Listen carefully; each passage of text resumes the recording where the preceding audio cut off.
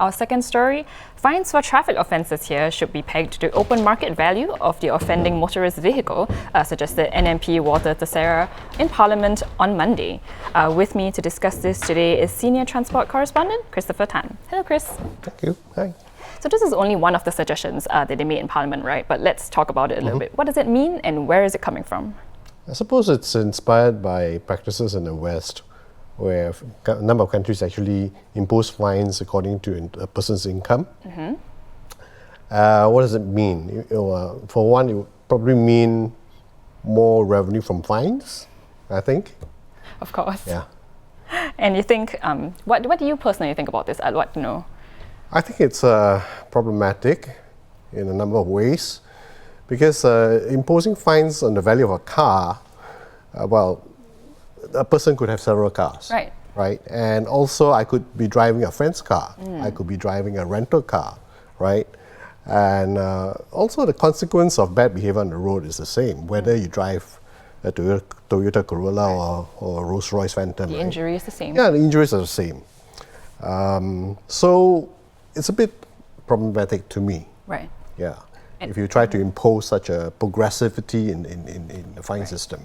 I mean, if you're driving a Rolls-Royce, if it's a company car, it's not indicative of your personal income and whether you can afford the fine. Yes, but even if you impose fines according to income, it can be problematic, because if I'm not a high earner myself, but a spouse of a high earner, right, or a son of a high earner, then what happens? Or if I am actually a retiree, I have a lot of money, but I don't actually earn, I'm not earning at the moment, then how do you impose that fine?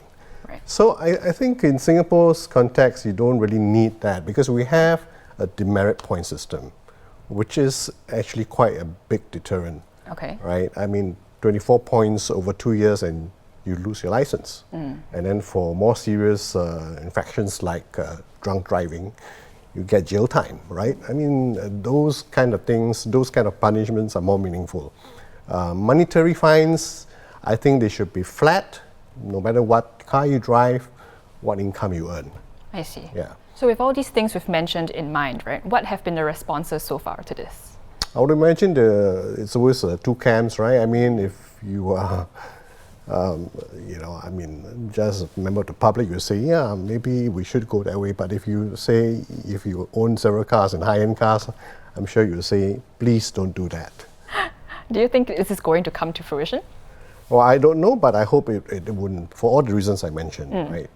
Yeah, I think if you want progressivity in taxes, yes, I'm all for that. But progressivity in fines, no. I think everybody should be treated equally, whether you are a millionaire or an ordinary wage earner, right? Because the crime, the consequence of the bad behavior or the crime would be the same, right? Right.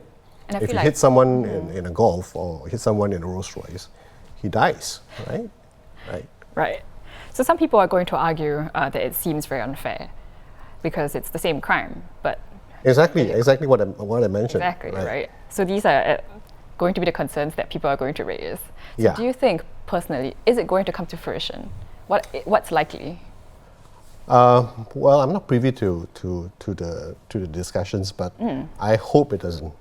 Okay. I hope it doesn't. But it doesn't look like it will, you think? I don't think it will at this moment, because it is difficult. I mean, of all the difficult scenarios that I mentioned, I mean, you may not be driving your own car. You could be a rental, or it could be one of several cars that you own. Then what? And also, I think the suggestion was to impose fines according to the OMV of the car, the open market value of the car, which is actually not the selling price. Right. It is actually the cost price of the car before taxes.